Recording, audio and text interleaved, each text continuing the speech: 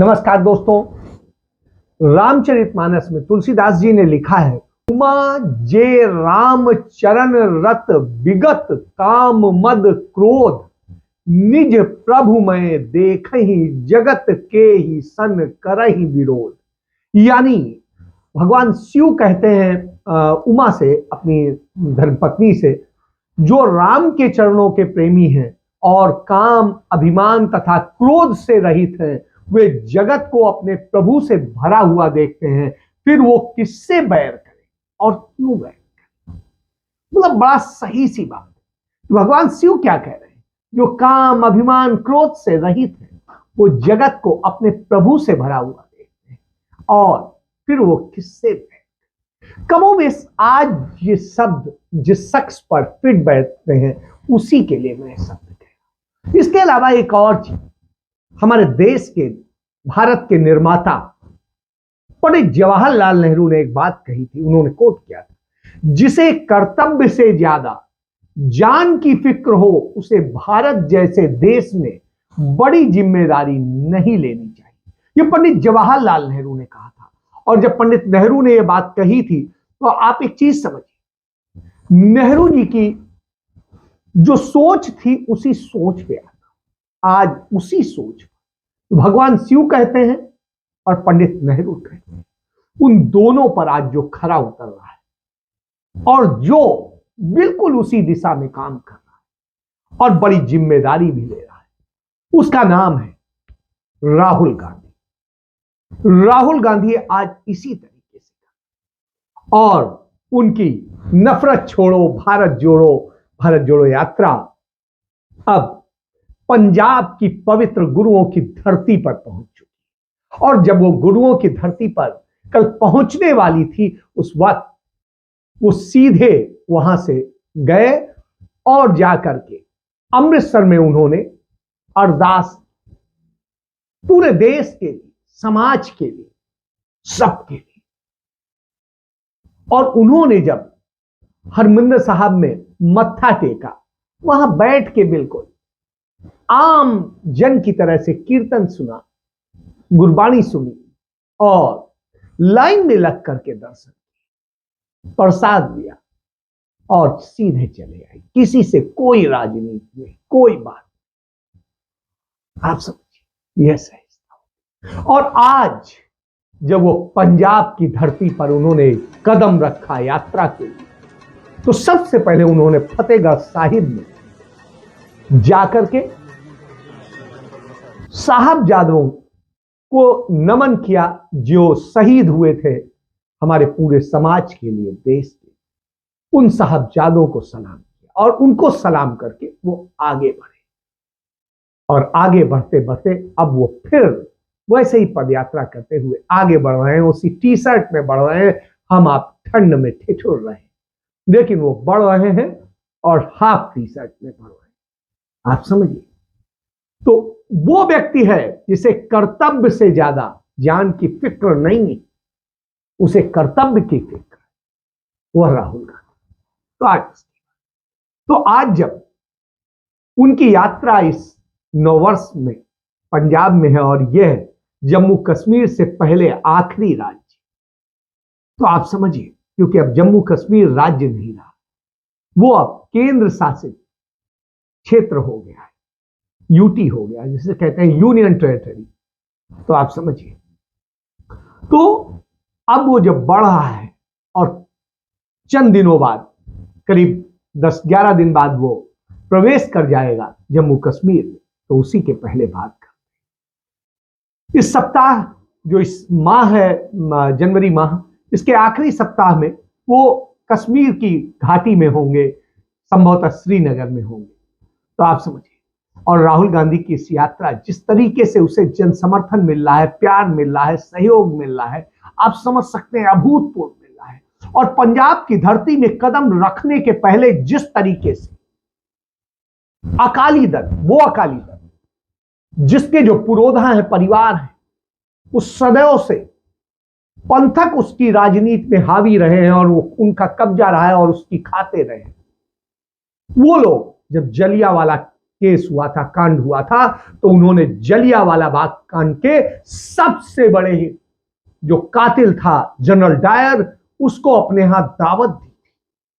वो मजीठिया, आप समझिए, उस मजीठिया के परिवार की बेटी और बादल परिवार की बहू जो सांसद है अकाली दल की, हरसिमरत कौर बादल, उसने कल राहुल गांधी के जाकर के हरमिंदर साहब में मत्था टेकने पर कितने गंदे शब्दों का इस्तेमाल। ਰਾਹੁਲ ਗਾਂਧੀ ਇੱਥੇ ਜਿੱਥੇ ਮਰਜ਼ੀ ਜਾਣ, ਪਹਿਲੇ ਤਾਂ ਉਹਨਾਂ ਨੂੰ ਮੈਂ ਪੁੱਛਾਂਗੀ ਜਿਹੜੇ ਉਹਨਾਂ ਦੇ ਦਾਦੀ ਜੀ ਨੇ ਸਾਡੇ ਟੈਂਕਾਂ ਧੋਪਾਂ ਦੇ ਨਾਲ ਅੰਮ੍ਰਿਤਸਰ ਸਾਹਿਬ 'ਚ ਹਮਲੇ ਕੀਤੇ ਸੀਗੇ, ਉਹਦੇ ਬਾਰੇ ਉਹ ਕੀ ਕਹਿੰਦੇ ਨੇ। ਉਹਦੇ ਬਾਅਦ ਉਹਨਾਂ ਦੇ ਪਿਤਾ ਜੀ ਨੇ ਜਿਹੜੇ ਸਿੱਖਾਂ ਦੇ ਕਤਲੇਆਮ ਕੀਤੇ ਨੇ, ਉਹਦੇ ਬਾਅਦ ਰਾਹੁਲ ਗਾਂਧੀ ਦੀ ਕੀ ਕਹਿਣਾ ਹੈਗਾ। ਤੇ ਉਹਦੇ ਬਾਅਦ ਮੈਂ ਆ ਵੀ ਪੁੱਛਾਂਗੀ ਕਿ ਅੱਜ ਬਹੁਤ ਵੱਡਾ ਮੁੱਦਾ ਜਿਹੜਾ SYL ਸਾਡਾ ਪਾਣੀ ਖੋਣ ਦਾ ਸਾਰਾ ਇਹ ਸਿਸਟਮ ਚੱਲ ਰਿਹਾ, ਤੇ ਰਾਜਸਥਾਨ ਨੂੰ ਸਾਡਾ ਪਾਣੀ ਖੋ ਕੇ ਰਿਪੇਰੀਅਨ ਸਿਧਾਂਤ, जिस सूबे तो पानी वगदा है सब तो पहला हक सिर्फ उन्हां दा हुंदा है। कल्ले दुनिया च एक सूबा पंजाब जिथे साडा हक खो के राहुल गांधी जी दी दादी ने चक के साडा पानी राजस्थान नूं देता। ओदे बाद हुण ए गहलोत ते ए हुड्डा ते बाकी आ सारी सरकारां भाजपा ए सारा रल मिल के हुण SYL दी देन भी इंदिरा गांधी दी सीगी। आप ये समझिए कि इतने निकृष्ट हैं, यदि इतने निकृष्ट हैं, हमें तो नहीं लगता कि सिख धर्म इस तरह की भाषा सिखाता है, वो तो प्रेम सिखाता है। लेकिन ये लोग उस धर्म को बदनाम करने का काम करते हैं। और सुखबीर बादल जो उनके पति हैं, अकाली दल के अध्यक्ष, डिप्टी CM है पूर्व, उन्होंने जो कहा, ਜਿਹੜਾ ਗਾਂਧੀ ਪਰਿਵਾਰ ਹੈ ਭਾਰਤ ਜੋੜਨ ਦੀ ਬਜਾਏ ਤੋੜਨ ਤੇ ਲੱਗਿਆ ਸੀ। ਆਈ ਪਰਿਵਾਰ ਹੈ जिन्हें दरबार साहब ते हमला किया। आई परिवार है जिन्हें हज़ारां भैन सिख भैन भरावां ते कतल करके उन्होंने इंसाफ नहीं दिवाउण दिता। आई परिवार है जिन्हें पंजाब दा पानी खोया। जिन्ना पंजाब दा पानी है जे राजस्थान गया या हरियाणे जाना जा रहा सी, मेहरबानी गांधी परिवार की है। इंदिरा गांधी दी करके उन्हें दरबारा सिंह उदों चीफ मिनिस्टर सी, धक्के नाल राजस्थान की नहर कढ़ी जिहड़ा अज पानी जा रहा है, इंदिरा गांधी ने कढ़ाया। ये समझ में आया कि लगता है बादल परिवार को ही सबसे ज्यादा तकलीफ होती है, और वो ठेकेदार हैं सिख कौम के, सिख धर्म के, गुरुओं के। तो क्या गुरुओं ने उन्हें ठेकेदारी सौंपी थी? नहीं, कभी नहीं। लेकिन वो ठेकेदार बनते। तो आप इससे समझिए उनकी ठेकेदारी इससे हिलती है, इसलिए उन्हें राहुल गांधी खलते, कांग्रेस खलती।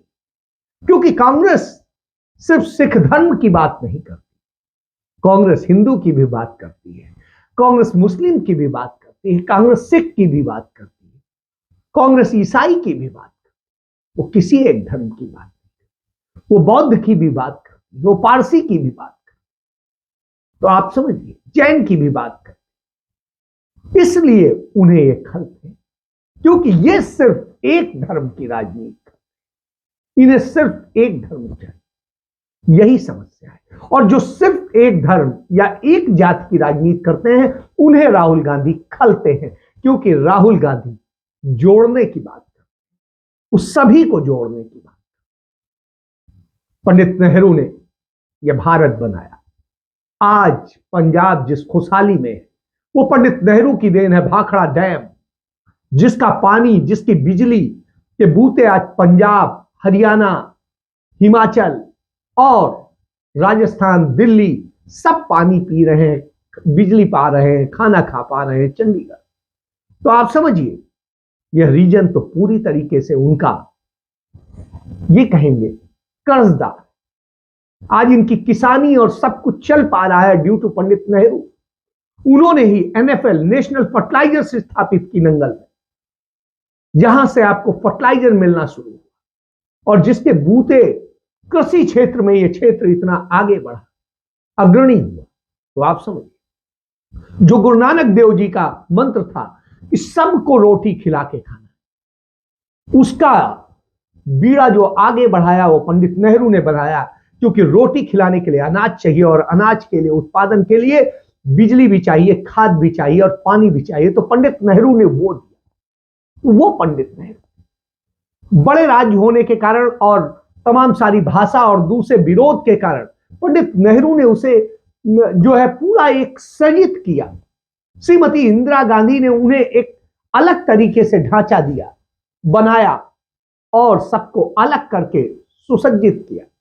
आप समझिए, सबको समान अधिकार दिए। यह तो यह सोच जब आतंकवाद चरम पर था, श्रीमती गांधी ने जब इन पवित्र स्थानों को अपवित्र किया जा रहा था उन आतंकवादियों द्वारा, श्रीमती गांधी ने उसकी सफाई की, ऑपरेशन की, और ऑपरेशन ब्लू स्टार के कारण पंजाब आज कम से कम सुधरी है हालत, नहीं तो बदहाली क्या, बर्बादी क्या, हर बुरी दशा हो गई हो।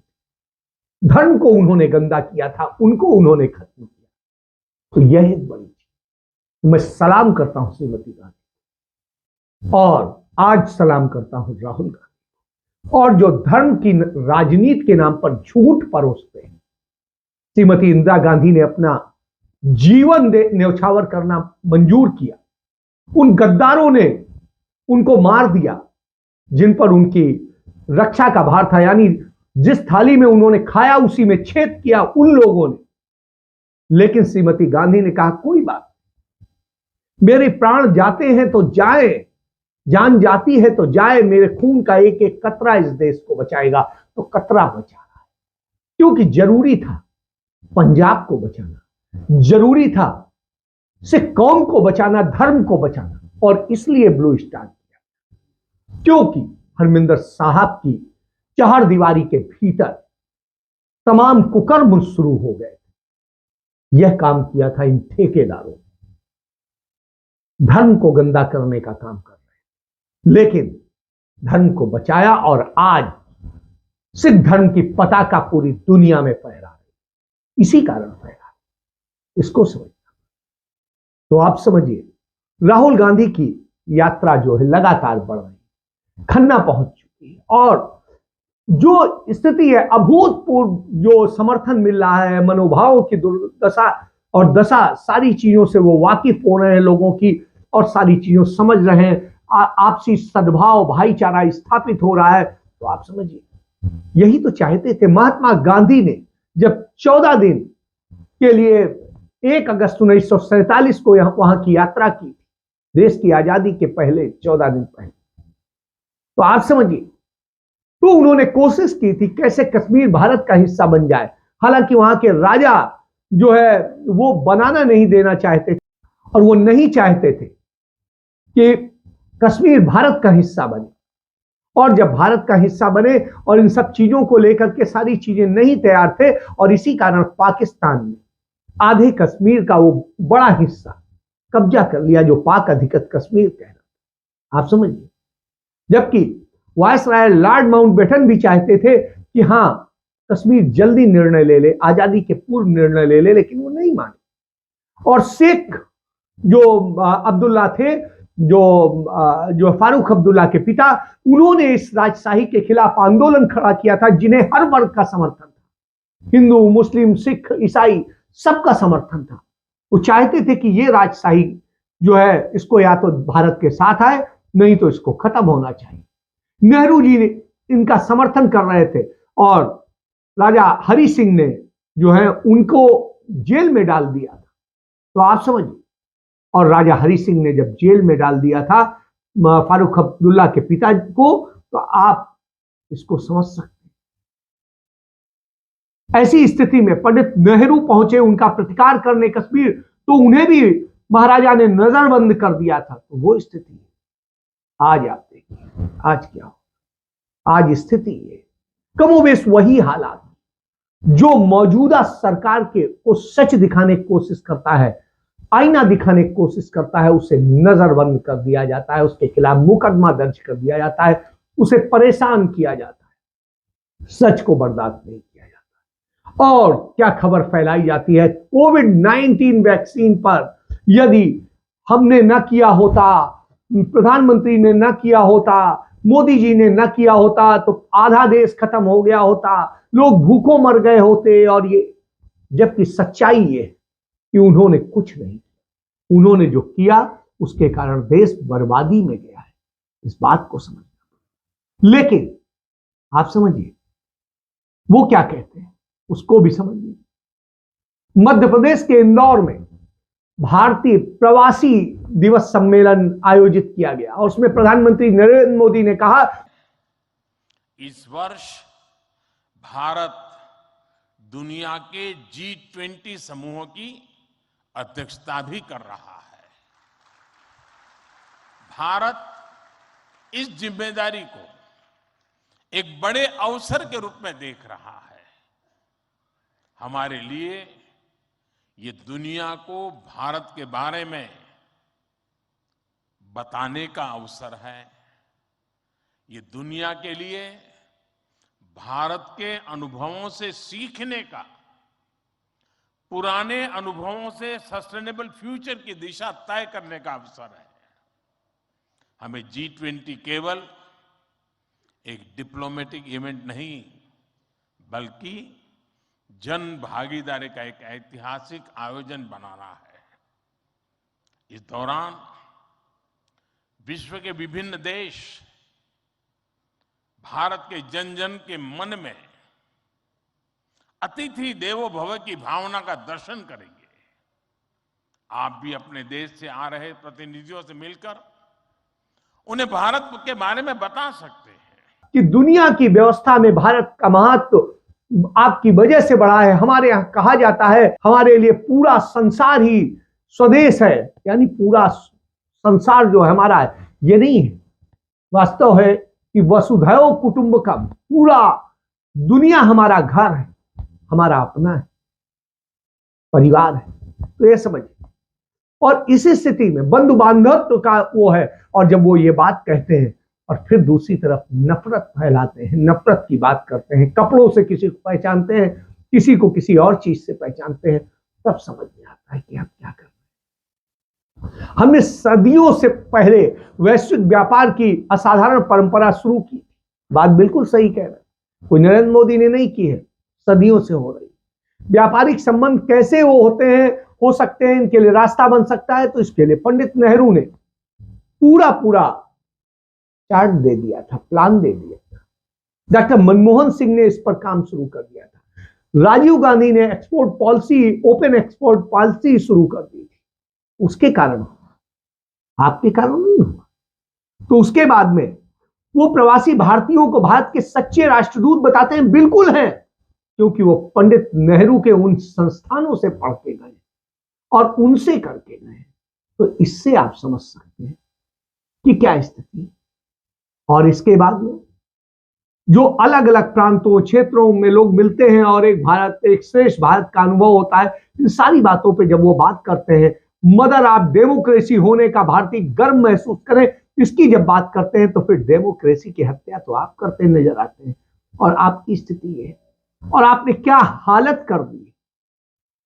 आज विश्व बैंक ने जो रिपोर्ट दी है उसमें साफ साफ कहा है कि जो प्रभाव हैं, जो स्थितियां हैं, वैश्विक स्थितियां हैं, तमाम सारे कारण मौजूद हैं जिनके कारण आर्थिक मंदी की आशंका और तेज हो गई है। और विश्व बैंक ने चेतावनी दी है कि यूरोप, पूर्वी एशिया के तमाम सारे देश, दक्षिण एशिया के भी तमाम सारे देश जो है बुरी तरह से इससे प्रभावित होंगे और बुरी स्थिति होगी।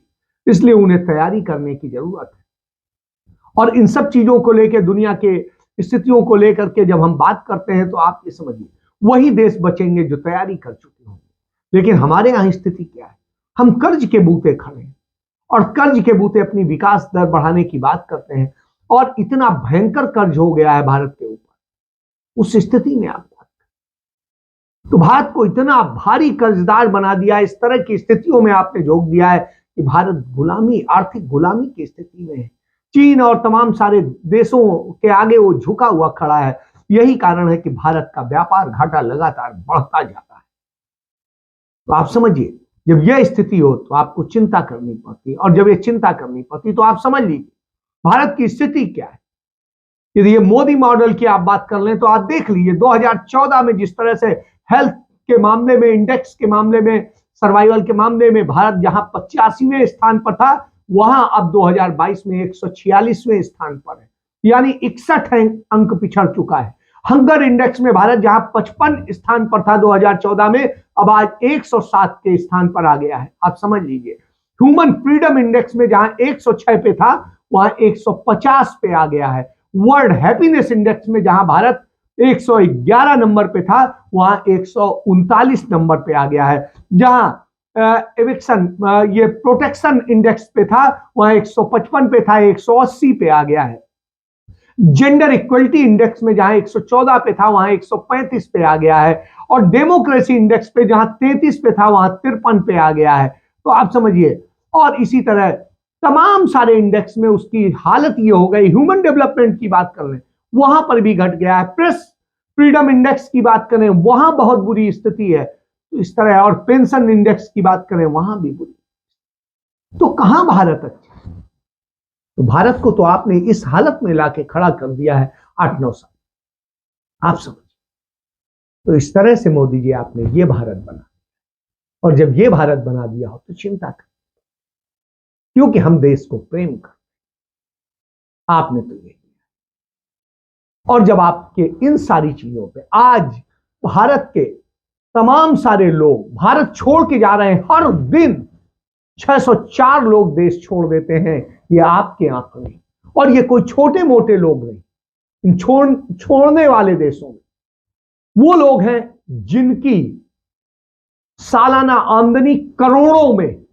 अब आप समझिए, ऐसे लोग छोड़ रहे हैं तो मतलब देश को आप क्या कर रहे हैं? देश का सारी अच्छी चीजें आप बर्बाद कर रहे हैं, शिक्षा के लिए जा रहे हैं दूसरी।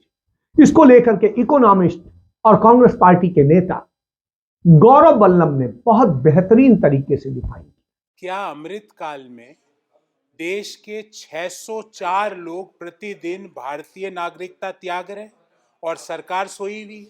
2014 में 354 लोग प्रतिदिन भारतीय नागरिकता त्यागते थे, जो 2022 में बढ़ के 604 हो गए, मतलब 1.7 टाइम्स इंक्रीज हो गया। क्यों हुआ है ये इंक्रीज? और इनमें से कौन है वो लोग जो भारतीय नागरिकता त्याग रहे हैं? इनमें से 7,000 लोग ऐसे हैं जिनकी सालाना आय 8 करोड़ से ज्यादा है। और ये क्यों हो रहा है? क्योंकि देश में लगातार हाई अनएम्प्लॉयमेंट लेवल बना हुआ है। 2022 में 12 में से 9 महीने बेरोजगारी की दर 7% से ज्यादा थी और 4 महीने तो ये 8% से भी ज्यादा थी।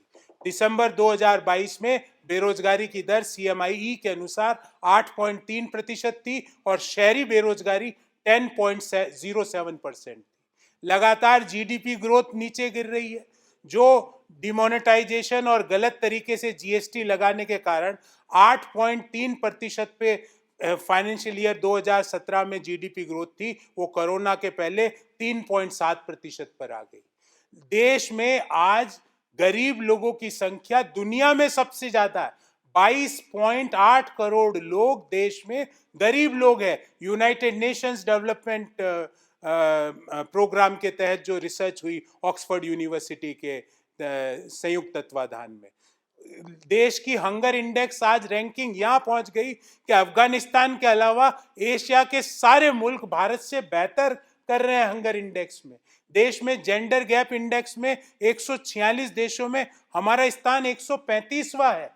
मीडिया की फ्रीडम ऑफ प्रेस इंडेक्स में आज ये बताया जा रहा है कि मीडिया के लिए भारत एक डेंजरस कंट्री है।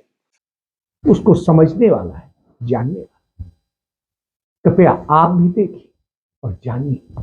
सच जानना बेहद जरूरी है। नहीं जानेंगे तो झूठ आपको खा जाएगा, खत्म कर देगा। इसलिए अपने भविष्य को बचाइए, बच्चों के भविष्य को बचाइए, घर परिवार को बचाइए। नहीं तो जोशी मठ की तरह आपका भी सब कुछ ढह जाएगा। और जोशी मठ ही उसके आसपास का जितना इलाका है, चाहे हेमकुंड साहिब हो, चाहे कर्णप्रयाग हो, ये सारी जगह दरारें आने लगी। तो ये सावधान हो जाए। ये सिर्फ एक तानाशाह की जिद के कारण, इसको समझने की जरूरत है। जय हिंद, जय भारत, वंदे मातरम।